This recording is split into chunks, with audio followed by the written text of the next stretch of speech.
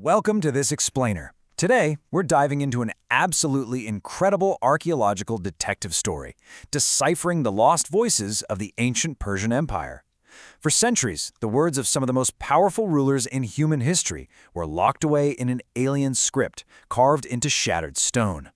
So let's crack the code that transformed mythological kings back into real historical figures.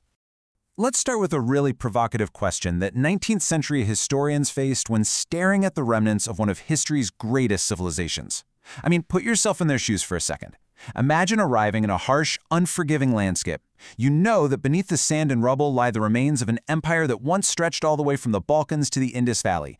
But there's a massive problem. Their language is completely dead. The script just looks like a series of random wedge-shaped scratches. How do you even begin to understand a culture when you literally cannot read a single word they left behind? Imagine laying eyes on the sweeping, massive ruins of Persepolis for the very first time. For early European travelers, these gigantic monolithic pillars and the intricate reliefs still visible on the staircases were just absolutely spellbinding. They weren't just looking at pretty ruins, they were looking at the first tantalizing clues proving that an incredibly advanced, highly organized society once thrived there, just waiting to be deciphered. Section 1. Ancient Ruins and Relics, Finding the Lost World.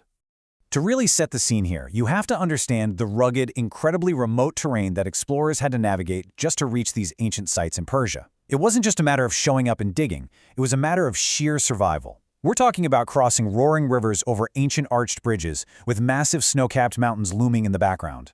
The physical effort required to transport materials, take meticulous notes, and create visual records without any modern technology was just staggering. And when they finally got there, they were met with colossal, fractured stone towers. The sheer scale of these ruins completely dwarfed the explorers standing at the base, hinting at the massive, sprawling empire that once stood there. It perfectly captures that specific feeling of the era, you know? Modern humanity feeling incredibly small when confronted with the immense, towering achievements of the ancients. It made cracking their secrets not just a fun academic exercise, but a profoundly human obsession to reclaim a totally lost chapter of our collective history. Section 2. The Royal Artifacts, Clues Carved in Stone. Now, moving from those grand landscapes down to the actual physical artifacts, we find things like the Saxum Nigrum, the black stone of Suse. It's absolutely covered in a dense grid of cryptic carvings and animal figures that are practically begging to be decoded. Just think about the complexity here for a second. You have strange mythological creatures, astronomical symbols like the crescent moon and stars, and tightly packed bands of wedge-shaped cuneiform text. Imagine being a scholar and having that aha moment, realizing that this isn't just decoration. This is a highly sophisticated communication system.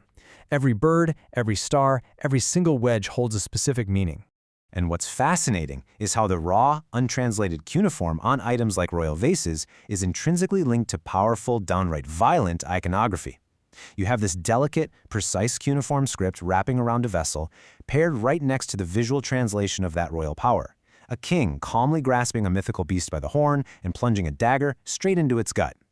These texts were definitely not just administrative receipts, right?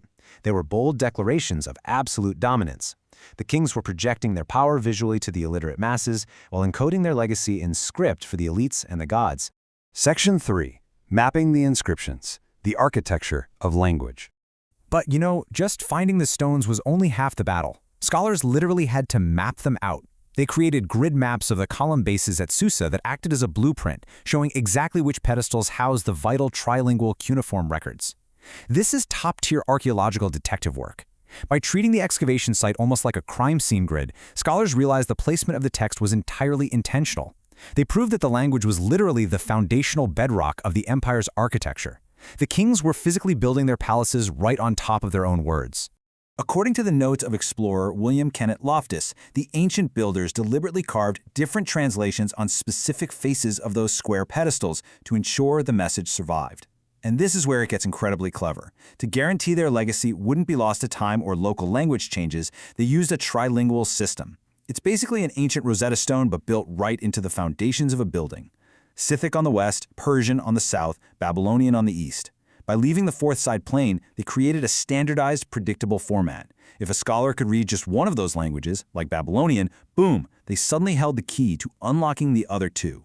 This brilliant combination of text and image shows exactly how the kings physically anchored their language to visual authority.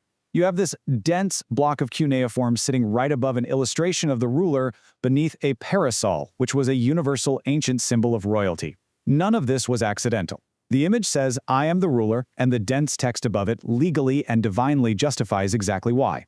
It's essentially multimedia ancient propaganda perfectly preserved in stone. Section 4. Decoding the trilingual texts. Cracking the cuneiform tegmus form. So, with the artifacts mapped out, the really painstaking work began.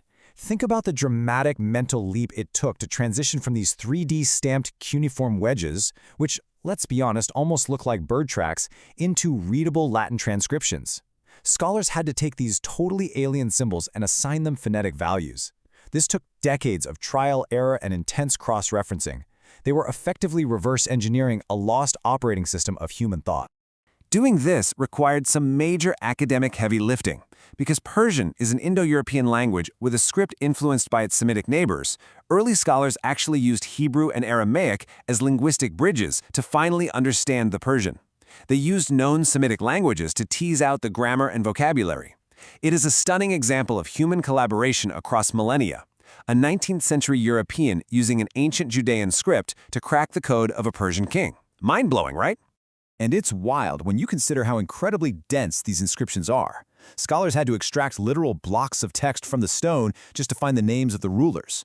Unlike modern text where we have clear spacing and punctuation to guide us, ancient cuneiform is a relentless, solid wall of data. Finding a single name like Darius or Xerxes within that massive block was literally like finding a needle in a haystack. But once they identified the visual pattern for the word king, the entire puzzle started to snap into place. Section 5. Words of the Kings, the Voices of the Ancients. After all that digging, mapping, and translating, what did they actually say? Let's just slow down for a second to appreciate the sheer weight and authority of this decree. Translated into Latin by the scholars, it reads, Ego sum Artaxerxès, rex magnus, rex regum. I am Artaxerxès, the great king, the king of kings. When those words were finally read aloud in the 19th century, it was the first time that specific king had spoken in over 2,000 years. It honestly sends shivers down your spine. There is absolutely zero modesty here. This is a broadcast of unquestionable, supreme power. Well, the translations revealed an absolute obsession with genealogy. The kings didn't just state their names, they justified their entire existence by naming their ancestors.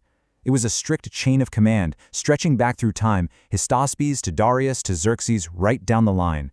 If you wanted to rule, you had to prove your bloodline was forged by the great kings of the past. You can see this repetitive, boastful loop right in the translated source text. It goes, Darius was the son of King Artaxerxès. Artaxerxès was the son of King Xerxes. Xerxes was the son of King Darius. It reads almost like an airtight legal contract or a rhythmic chant. This repetition wasn't a lack of creativity. It was a highly deliberate, calculated political strategy to hammer home the point that their right to rule the known world was an unbroken, divinely ordained chain.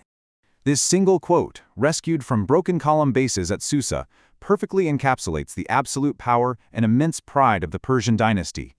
I am Artaxerxès, the great king, the king of kings, son of King Darius. They etched these words into the hardest stone they could possibly find, placed them under the pillars holding up their magnificent roofs, and essentially dared time to erase them. And, thanks to the incredible perseverance of the scholars who decoded the cuneiform, time actually failed. Artaxerxès' voice survived the collapse of his own empire. As we wrap up this explainer, looking at these monumental but shattered attempts at immortality, it kind of forces us to ask a pretty profound question. The Persian kings used solid granite and trilingual cuneiform to ensure they wouldn't be forgotten. Today, we use hard drives and cloud servers. If our civilization falls to ruin and is buried under the dust of millennia, what legacy will we leave behind?